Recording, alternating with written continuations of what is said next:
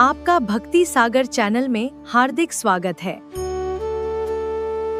श्री हरि विष्णु भक्तों, हिंदू धर्म में एकादशी का व्रत भगवान विष्णु को अत्यंत प्रिय माना जाता है। लेकिन साल में आने वाली सभी एकादशियों में पद्मिनी एकादशी का विशेष महत्व बताया गया है।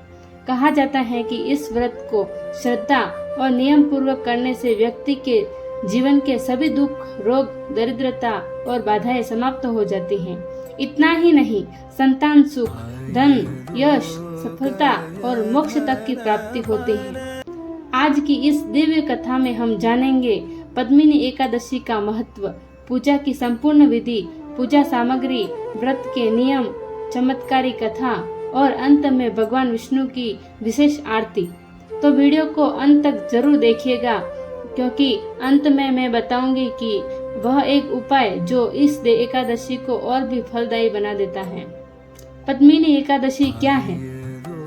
अधिक मास यानी मल मास में आने वाली शुक्ल पक्ष की एकादशी को पद्मिनी एकादशी कहा जाता है। यह एकादशी भगवान विष्णु और माता लक्ष्मी को समर्पित होती है। शास्त्रों के अनुसार यह व्रत हजारों यज्ञों और तीर्थ स्नान के बराबर फल देने वाला माना गया है।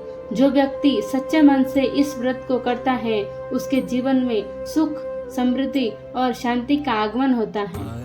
पद्मिनी एकादशी का नाम पद्मिनी इसलिए रखा गया क्योंकि यह लक्ष्मी स्वरूपा और कमल के समान पवित्र मानी जाती है। अब हम पद्मिनी एकादशी का महत्व देखेंगे। पुराणों में कहा गया है कि एक पद्मिनी एकादशी का व्रत करने से मनुष्य को 1000 अश्वमेध यज्ञों के बराबर पुण्य प्राप्त होता है। यह व्रत विशेष रूप से संतान प्राप्ति, विवाह में बाधा दूर करने, आर्थिक संकट दूर करने, रोग मुक्ति, मानसिक शांति, पितृ दोष शांति और मोक्ष प्राप्ति के लिए अत्यंत शुभ माना जाता है। कहा जाता है कि भगवान विष्णु स्वयं इस दिन व्रत रखने वालों पर कृपा बरसाते हैं।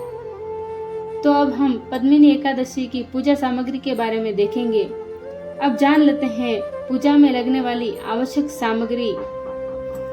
भगवान विष्णु और माता लक्ष्मी की प्रतिमा या मूर्ति स्थापित करें। पीला वस्त्र, चौकी, गंगा जल, कलश, आम के पत्ते, नारियल, रोली, हल्दी, चंदन, अक्षत, तुलसी दल, पीले फूल, धूप, दीपक, कपूर, फल, पंचामृत, मिठाई, मौली, केले, सुपारी, लौंग, इलायची, पान और दक्षिणा। विशेष बात इसमें क्या है वो देखेंगे। भगवान विष्णु की पूजा में तुलसी दल अवश्य अर्पित करें। बिना तुलसी के भगवान विष्णु की पूजा अधूरी मानी जाती है। व्रत के नियम। पद्मिनी एकादशी का व्रत अत्यंत नियम पूर्वक किया जाता है। व्रत के मुख्य नियम: एक दिन पहले सात्विक भोजन करें। लहसुन, प्याज और मांसाहार बिल्कुल न लें। ब्रह्मचर्य का पालन करें। सुबह जल्दी उठकर स्नान करें। भगवान विष्णु का ध्यान करें। पूरे दिन व्रत रखें। क्रोध, झूठ और बुरे विचारों से दूर रहें। रात में भगवान का भजन कीर्तन करें। जो लोग निर्जला व्रत नहीं रख सकते, वे फलाहार कर सकते हैं। पद्मिनी एकादशी पूजा विधि। अब जानते हैं संपूर्ण पूजा विधि। प्रातः स्नान। सुबह ब्रह्म मुहूर्त में उठे, घर की साफ सफाई करें। स्नान के पानी में गंगा जल मिलाए। इसके बाद साफ पीले वस्त्र धारण करें। पूजा स्थल तैयार करें। घर के मंदिर या पूजा स्थान पर एक चौकी रखें। उस पर पीला कपड़ा बिछाएं। फिर भगवान विष्णु और माता लक्ष्मी की प्रतिमा स्थापित करें। कलश स्थापना। एक तांबे या मिट्टी के कलश में जल भरें। उसमें गंगा जल, अक्षत और सुपारी डालें। ऊपर आम के पत्ते रखें और नारियल स्थापित करें। दीप प्रज्वलित करें। घी का दीप जलाएं। धूप और अगरबत्ती जलाकर वातावरण को पवित्र करें। भगवान विष्णु का अभिषेक। भगवान विष्णु को पंचामृत से स्नान कराएं। इसके बाद शुद्ध जल से स्नान कराएं। फिर चंदन, अक्षत, पीले फूल और तुलसी दल अर्पित करें। मंत्र जाप। अब भगवान विष्णु के मंत्र का जाप करें। ओम नमो भगवते वासुदेवाय नमः। इस मंत्र को 108 बार जाप करें। पद्मिनी एकादशी व्रत कथा। अब सुनिए पद्मिनी एकादशी की पवित्र और चमत्कारी कथा। प्राचीन समय की बात है। त्रेता युग के महिष्मती नगर में एक महान प्रतापी राजा राज्य करता था। उसका नाम था राजा कृतवीर। राजा अत्यंत धर्मात्मा, दानी और प्रजावत्सल था। उसके राज्य में किसी प्रकार का दुख नहीं था। लेकिन राजा के जीवन में एक बहुत बड़ा दुख था। उसकी कोई संतान नहीं थी। राजा और उसकी रानी पद्मिनी संतान प्राप्ति के लिए बहुत चिंतित रहते थे। राजा ने अनेक यज्ञ किए, दान पुण्य किया, ऋषियों और ब्राह्मणों की सेवा की, लेकिन उन्हें संतान सुख प्राप्त नहीं हुआ। समय बीतता गया, राजा वृद्ध होने लगे। एक दिन दुखी होकर राजा ने राज्य छोड़ दिया और अपनी पत्नी पद्मिनी के साथ वन में तपस्या करने चले गए। राजा और रानी दोनों ने वर्षों तक कठोर तप किया। भयंकर गर्मी, बारिश और सर्दी रहते हुए भी भगवान की आराधना करते रहे, लेकिन फिर भी उन्हें कोई फल प्राप्त नहीं हुआ। एक दिन वहां महान तपस्वी महर्षि अनसुईया आई। रानी पद्मिनी ने उनकी सेवा की, विनम्रता से प्रणाम कर कहा, हे माता, कृपया ऐसा उपाय बताइए जिससे हमें संतान सुख प्राप्त हो सके। महर्षि अनसुईया ने कहा, अधिक मास की शुक्ल पक्ष की पद्मिनी एकादशी का व्रत करो। यह व्रत भगवान विष्णु को अत्यंत प्रिय है। इस व्रत के प्रभाव से तुम्हारी सभी मनोकामनाएं पूर्ण होगी। रानी पद्मिनी ने पूरी श्रद्धा से व्रत किया, पूरी रात जागरण किया, भगवान विष्णु का भजन किया। उनकी भक्ति से भगवान विष्णु अत्यंत प्रसन्न हुए।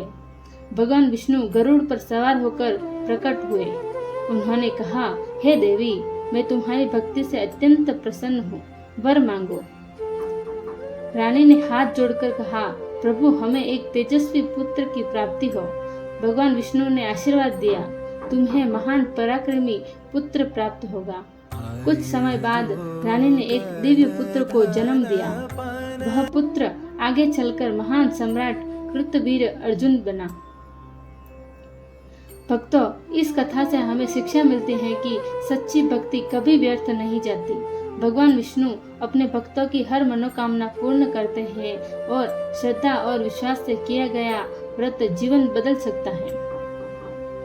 एकादशी की रात जागरण करना अत्यंत शुभ माना जाता है। इस दौरान विष्णु सहस्त्र नाम का पाठ करें, भजन कीर्तन करें, दीपक जलाएं, ओम नमः भगवते वासुदेवाय मंत्र का जाप करें। कहा जाता है कि जो व्यक्ति एकादशी की रात जागरण करता है उसे कई जन्मों के पापों से मुक्ति मिलती है। द्वादशी तिथि के दिन सुबह स्नान करने के बाद भगवान विष्णु की पूजा करें, फिर ब्राह्मणों और गरीबों को भोजन कराएं, दान दक्षिणा दे। इसके बाद व्रत का पालन करें। इस दिन का विशेष महत्व होता है। आप दान कर सकते हैं पीले वस्त्र, अन्न, फल, घी, सोना, दक्षिणा, धार्मिक पुस्तकें दान करने से भगवान विष्णु और माता लक्ष्मी की विशेष कृपा प्राप्त होती है।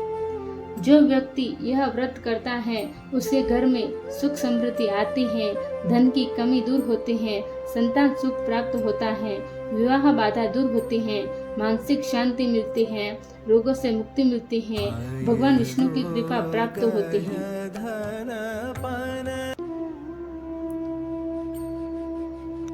भक्तों, पद्मिनी एकादशी केवल व्रत नहीं बल्कि भगवान विष्णु के प्रति अटूट श्रद्धा और विश्वास का पर्व है।